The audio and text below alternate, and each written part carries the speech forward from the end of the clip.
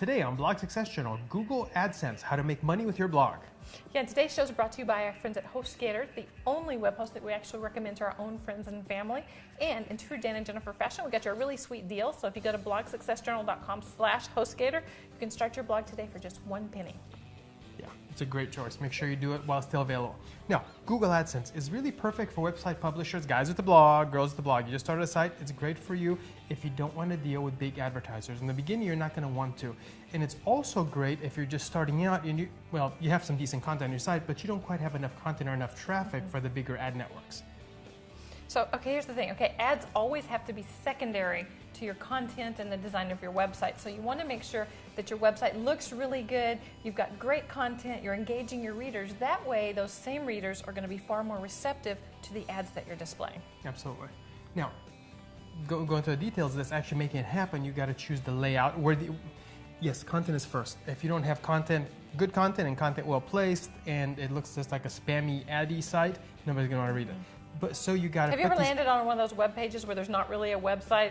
You call it a parked website, and all there is a Google out there?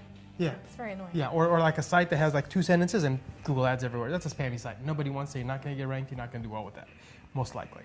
But, so how do you do it? You got to find the little fine line where you place your content in a way that looks respectable, because that's what they came for, the content, and yet still place the ads in a good location to where they see them. That's a real fine line, and it evolves after a lot of testing and testing and testing. Anyway, now with Google AdSense, you can have up to 3 AdSense units on a page. So you figure out how many you're going to have. We definitely suggest you go with all 3 and where exactly you're going to put them. Choose wisely, because if you put them in the wrong place, obviously put them all at the bottom, nobody's going to see them, nobody's going to click them, right? So you try all kinds of things.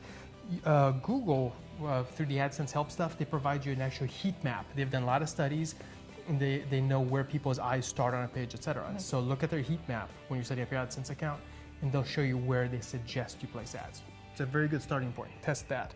And you want to have at least 1 ad above the fold. You know, when you land on a site and you do a lot of scrolling, before any scrolling, you should see an ad right there. You could, and test different placements, different colors, and all that kind of stuff before you make the final decision. But in the end, traffic is always king, okay? More traffic equals more revenue, period. So while it's important to run ads on your site, make sure you're focused on building your presence and your brand and driving traffic. Yeah. And test. Evaluate regularly. We're always testing across all of our sites. We always test and split test all kinds of things. Ad nauseum, more than you want to know, okay? More than most people want to know. But anyway, determine, you don't just want to put these ads there and say, oh, it's working. Look, you test all kinds of placements. You let them run for a while, because you don't want to have 100 impressions of it and say, oh, it's not working. Have a few thousand impressions of each at least. And then you see, oh, it did this well. Now you try something else. You try a different position, try a different color. You can always be testing. Then you pick a more successful one and you test against that.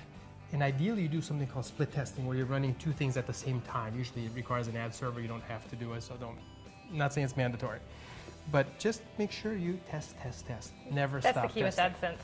Okay, now, if you're using AdSense, leave your comments. Let us know what tips that you have to help the new guys out. Okay, so leave your tips. Yeah.